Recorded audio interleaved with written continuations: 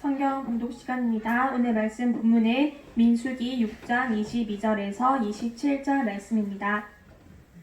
민수기 6장 22절에서 27절 말씀을 한 절씩 교독하겠습니다. 여호와께서 모세에게 일러 가라사대 아론과 그 아들들에게 거하여 이르기를 너희는 이스라엘 자손을 위하여 이렇게 축복하여 이르되 여호와는 내게 복을 주시고 너를 지키시기를 원하며 여호와는 그 얼굴로 내게 비치사 은혜 베푸시기를 원하며 여호와는 그 얼굴을 내게로 향하여 드사 평강 주시기를 원하노라 할지니라 하라. 그들은 이같이 내 이름으로 이스라엘 자손에게 축복할지니 내가 그들에게 복을 주리라. 아멘. 예, 오늘은 풍성한 축복이라는 제목으로 하나님의 말씀을 전하겠습니다. 기도드리고 말씀 전하겠습니다.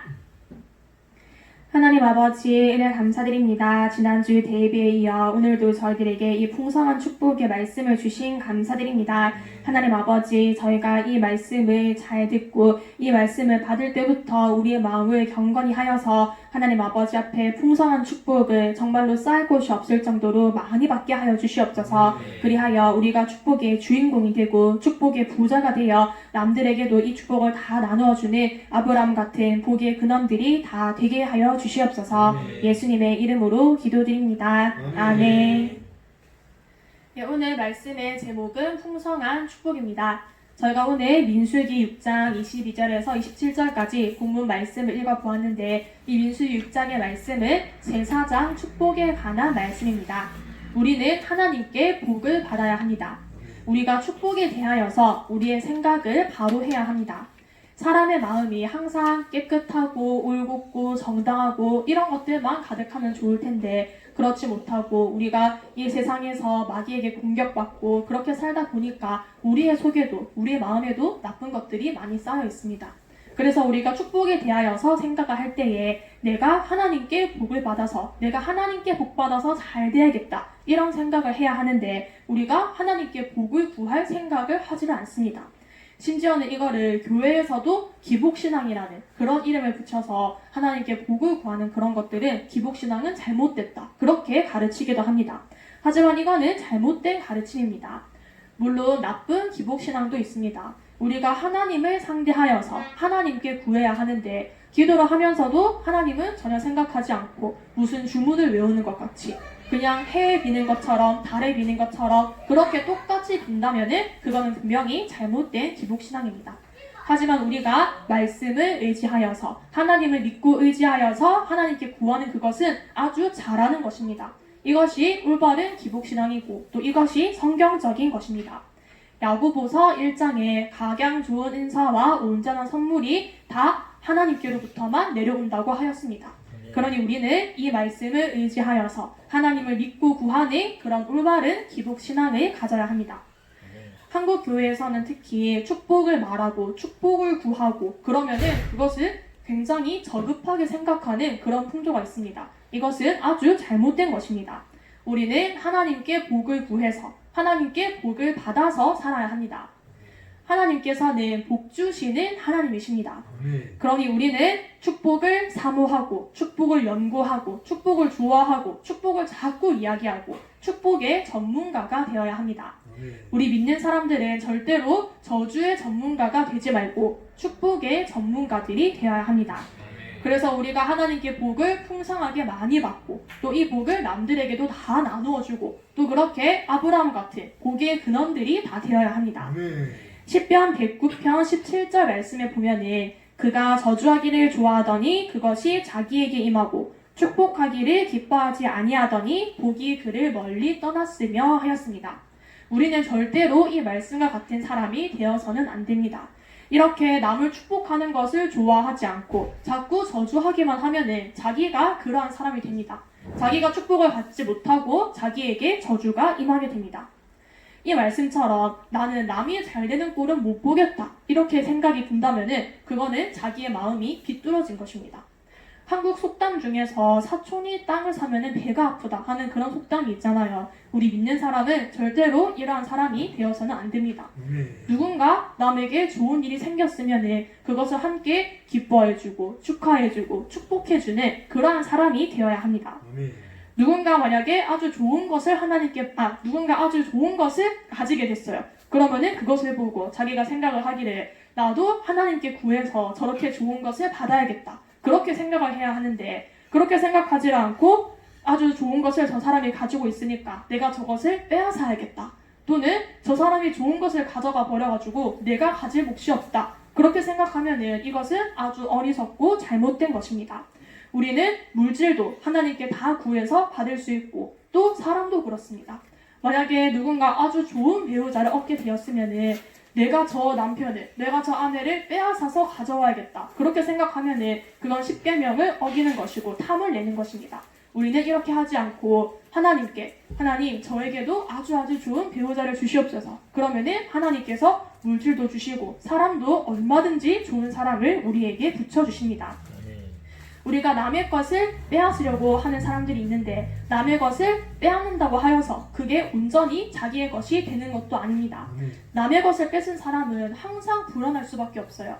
만약에 내가 누군가의 것을 뺏어서 가지고 있는데 그러면은 다른 사람도 누군가 내가 가지고 있는 것을 빼앗으러 오지 않을까 이것을 항상 걱정하며 불안해해야 합니다.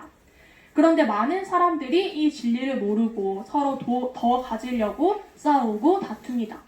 그런데 야고보서 4장에 보면은 이렇게 싸우고 다투는 방식으로는 절대로 얻을 수가 없다고 하였습니다.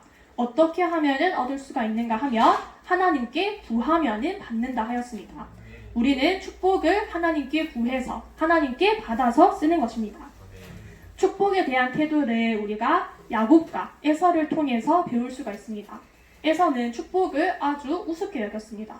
왜냐면은 에서는 자기가 잘나고 유능했어요. 싸움도 잘하고 사냥도 잘하고 그러니까 내가 하나님께 구할 필요가 무엇이 있는가? 그냥 내가 내 힘으로 다 할 수 있다. 그렇게 생각을 하였습니다. 그렇게 생각하는 것은 아주 교만한 것입니다. 반면에 야곱은 자기가 힘이 없고 약하니까 모든 것들을 다 하나님께 구했습니다. 그래서 하나님께 받아서 쓰려고 하였습니다. 그랬더니 그 결과가 어떻게 되었는가 하면은 야곱이 훨씬 더 복을 많이 받았습니다. 야곱은 아주 부족하고 약했지만 축복을 사모하고 축복을 구하였더니 아주 풍성하게 받게 되었습니다. 축복을 우습게 여겼던 에서가 나중에 막 땅을 치고 후회할 만큼 그렇게 아주 풍성히 많이 받게 되었습니다. 축복에 대한 태도를 볼 때에 우리가 예수님은 과연 축복에 대해서 어떻게 생각을 하셨는가? 예수님은 축복에 대해서 어떠한 태도를 가지셨는가? 이것을 보아야 합니다. 예수님은 완전한 스승이십니다. 만약에 어떤 선지자가 어떤 말을 했다. 그러면 우리가 이것이 정말로 맞을까 아닐까 다른 의견은 있을 수 없을까 우리가 여러 가지를 생각해 볼 수 있지만 만약에 예수님께서 어떤 말씀을 하셨다. 그러면은 거기에는 우리가 더 이상 다른 의견을 붙여서는 안 됩니다. 그러면 예수님은 축복에 대해서 어떠한 태도를 가지셨는가?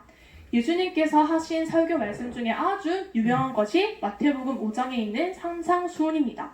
여기에 보면은 처음 시작부터 복에 대해서 말씀을 하고 계세요. 이처럼 예수님께서는 축복을 자꾸 말씀하시고 또 축복을 가르치시고 또 친히 축복을 하셨습니다. 그러니까 복을 받으려고 교회에 나오는 것은 잘못하는 것이다. 무엇을 하나님께 복을 구해서 받으려고 하는가? 이런 생각을 가지고 있는 사람들은 예수님의 이 설교 말씀을 다시 한번 잘 들여다봐야 됩니다. 또 사도 바울의 축복도 있습니다. 예수님의 수많은 제자들과 사도들 중에서 가장 사랑이 아주 칼날 같고 철두철미하고 어떻게 보면 막 내정하다고까지 할 수가 있는 사람이 바로 사도 바울입니다. 사도 바울은 사람의 뜻에 따라서 인정을 베풀고 또 막 사람의 기분 좋은 말을 하고 이런 것들을 아주 특히 싫어했어요.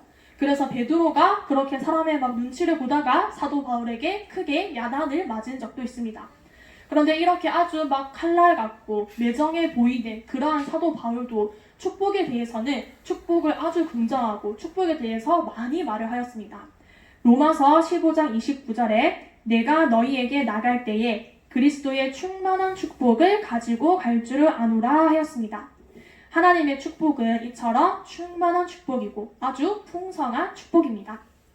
우리가 축복을 구하려고 할 때에 하나님께서 과연 나 같은 사람도 복을 주실까 걱정이 되면은 우리는 야곱을 살펴보면 됩니다. 흠이 많아도 우리가 하나님께 축복을 구하면은 복을 받을 수가 있습니다. 야곱은 아주 막 거짓말쟁이고 사기꾼이고 비겁한 사람이고 그렇게 흠이 많은 사람입니다. 하지만 이러한 야곱도 하나님께 축복을 구하고 축복을 자꾸 사모하였더니 하나님께 풍성한 축복을 받는 그러한 축복의 주인공이 되었습니다. 우리도 지금 여기 있는 여러분들도 다 축복의 주인공이 될 수가 있습니다. 하나님께서 우리 교회에 축복교회라고 하는 새로운 이름을 주셨습니다. 하나님께서 우리에게 이 이름을 주신 것처럼 이제 곧 우리 교회에도 또 여러분들에게도 우리 성도들에게도 다 풍성한 축복을 주셔서 우리가 다 축복의 주인공이 될 것입니다. 우리는 야곱과 같이 축복을 사모해야 되고 축복을 맛볼 줄을 알아야 되고 간수할 줄을 알아야 되고 축복을 누릴 줄을 알아야 됩니다. 하나님께서 기껏 축복을 주셨는데 그거를 잘 간수하지를 못해서 마귀에게 다 빼앗겨버리는 그러한 불쌍한 사람이 되어서는 안 될 것입니다. 우리는 축복의 부자이고 축복의 주인공들입니다. 하나님께서 우리에게 복을 주시되 아주 풍성히 많이 주십니다. 우리가 예배 시작 전에 489장 찬송을 불렀잖아요. 여기 보면은 받은 복을 세어보아라 하는 그런 가사가 있습니다. 우리가 참으로 이 가사와 같이 받은 복들을 하나하나 다 세어보면은 아주 지금까지도 풍성히 많이 받았고 또 앞으로 하나님께서 우리에게 주실 복들은 우리가 일일이 다 세지도 못할 정도로 그렇게 풍성하게 많이 주실 것입니다. 우리는 하나님의 뜻에 대하여서 잘 분별할 줄을 알아야 합니다. 예레미야 29장 11절 말씀에 너희를 향한 나의 생각을 내가 아나니 평안이요 재앙이 아니니라 너희에게 미래와 희망을 주는 것이니라 하였습니다. 하나님께서 우리를 향하신 그 뜻은 우리에게 재앙을 주시려고 하는 우리를 혼내키려고 하시는 그런 뜻이 아니고 우리에게 복을 주시는 것입니다. 그래서 하나님께서 우리에게 복을 주시고자 이스라엘 백성들에게 복을 주시고자 모세에게 아주 특별한 명령을 하셨습니다. 그게 오늘 우리가 읽어본 이 민수기 6장의 말씀이에요. 여기 보면은 하나님께서 모세에게 명령을 하시기를 제사장으로 하여금 이스라엘 백성들을 축복하도록 하는 그런 특별한 명령을 내리셨습니다. 그리고는 어떻게 축복을 해야 하는지 그 축복의 말 한마디 한마디들을 다 일러주셨어요. 그래서 제사장들이 이러이러하게 이스라엘 백성을 축복하도록 해라. 그러면은 내가 이 백성에게 복을 주겠다. 그렇게 말씀을 하셨습니다. 그리고는 제사장에게 세 마디의 축복의 말을 알려주셨습니다. 첫째로 여호와는 내게 복을 주시고 너를 지키시기를 원하며 또 여호와는 그 얼굴로 내게 비치사 은혜 베푸시기를 원하며 마지막으로 여호와는 그 얼굴을 내게로 향하여 드사 평강 주시기를 원하노라 하였습니다. 이 축복에 대하여서 마틴 루터는 이게 육적인 축복이고 또 영적인 축복이고 영과 육을 합한 축복이라고 말을 하였고 메투엘리는 성삼위 하나님께서 허락하시는 각각의 축복으로서 성부의 축복, 또 성자의 축복, 성령의 축복으로 보았습니다. 우리에게는 축복이 아주 중요합니다. 축복의 말씀, 축복의 기도가 아주 중요합니다. 만약에 믿는 사람이 어떤 사람에게 축복의 기도를 해주었어요. 어떤 병자에게 치료의 기도를 해주었습니다. 그러면은 그걸 받는 사람이 이거를 그냥 아무렇지도 않게 여긴다면은 그냥 그게 하찮게 끝나고 말겠지만 이 기도를 진정으로 믿는 사람, 이 치료의 기도, 이 축복의 기도를 진정으로 믿는 그 사람에게는 그것이 힘이 되고 복이 됩니다. 제사장의 이 세 마디의 축복의 말에는 모든 문제의 해결과 병고침과 또 물질과 또 대적에 대한 승리와 그 모든 것들이 다 들어있는 것입니다. 우리가 이 말씀을 읽을 때 벌써 하나님께서 복을 주십니다. 그러니 여러분들께서 나중에 집에 가서 이 말씀을 혼자 읽을 때라도 우리가 우리의 이 육신의 자세도 똑바로 바로 하고 또 우리의 마음도 경건하게 바로 다듬어서 그렇게 이 말씀을 잘 받아들이도록 합시다. 성경에 보면은 복을 받은 사람들이 아주 많이 나옵니다. 오늘 우리가 배워보았던 야곱도 그렇고 또 아브라함이나 다윗이나 솔로몬이나 베드로나 그렇게 지금 일일이 다 말을 할 수 없을 정도로 그렇게 많은 축복의 사람들이 나오는데 우리도 이렇게 복을 받을 수가 있습니다. 하나님께서 우리에게 이 말씀을 주신 것은 우리도 이런 복을 주실 것이라는 약속의 표시인 것입니다. 아멘. 이렇게 제사장의 축복을 주신 것은 그냥 이게 예전에 있었던 2000년 전에 곧 그보다 이전에 있었던 이스라엘 백성들에게만 하시는 말씀이 아니고 지금 이 시대를 살아가고 있는 우리 모두에게 주시는 하나님의 축복의 말씀입니다. 이 제사장의 축복 속에는 모든 육적인 축복과 영적인 축복이 여기에 다 들어있습니다. 아멘. 그러니 우리가 오늘 이 말씀을 잘 받아들이도록 합시다. 그래서 여기 있는 우리 모두가 이 제사장의 축복을 받아서 하나님께서 주시는 풍성한 축복을 여러분들의 삶 속에서 매일매일 누리시기를 바랍니다. 아멘. 기도하고 말씀을 마치겠습니다.